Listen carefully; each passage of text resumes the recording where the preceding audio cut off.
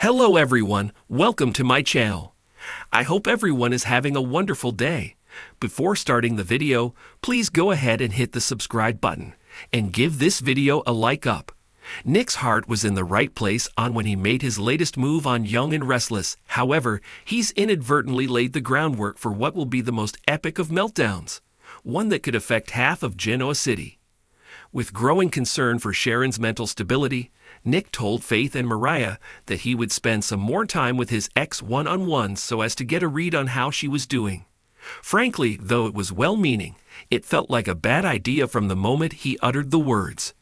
Despite Sharon's insistence that she is just fine, Faith's tale about her going out for a mysterious drive late at night set her loved ones on edge. The girls agreed that Nick knew her better than anyone and would be able to suss out whether or not she was just getting better at hiding her volatile behavior. Grabbing the horse by the proverbial reins, Nick wasted no time in asking his ex-wife out to dinner. When she accepted, he cheerfully declared, "It's a date." This, of course, left intuitive viewers everywhere shaking their heads and cringing. No, Nick. Just no. Sure enough, Sharon took the word date to heart, believing her recent romantic fantasies about her ex-hubby were coming true. Sharon got dressed to the nines, even pulling out and putting on the earrings Nick had given her back in the day, and explaining to Faith how meaningful the jewelry was to her. Sharon's excitement was palpable. When the big moment came, and Nick arrived at the door, he clearly had not prepared for the dinner with as much anticipation as Sharon. He was dressed casually in the same shirt he was wearing earlier when he'd asked her to grab a bite, in fact. Undeterred, Sharon remained thrilled to be going out with him at all as they headed to the Genoa City Athletic Club. At dinner, Nick wasn't completely oblivious to Sharon's unbridled enthusiasm. It was hard to miss the stark contrast to his own low-key approach to the outing. He even managed to notice the special earrings, but had to ask for confirmation that he was the one who had gifted them to her. Back at Sharon's place, Nick fell well short of the mark when it came to saying goodnight. As Cameron so kindly pointed out, he saw her off with a hug, and the bum didn't even walk you to the door.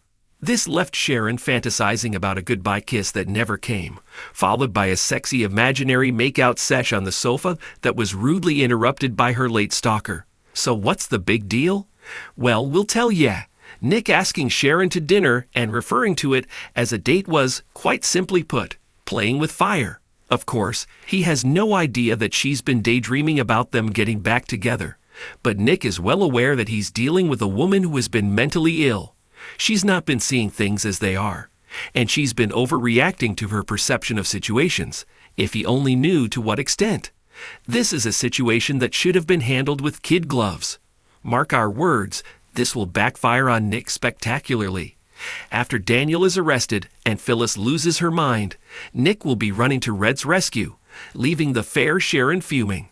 Once Sharon realizes, and she will because, soaps, that Nick only asked her to dinner to gauge her mental state, and not because he was interested in rekindling their relationship, she's going to go the rest of the way off the rails. Considering the damage she's already done, this is a prospect that's pretty damn scary. Not only has Nick inadvertently created a situation that could set off Sharon all over again, but he could be putting a deadly target on his other ex-wife's back as the Phyllis versus Sharon feud erupts anew.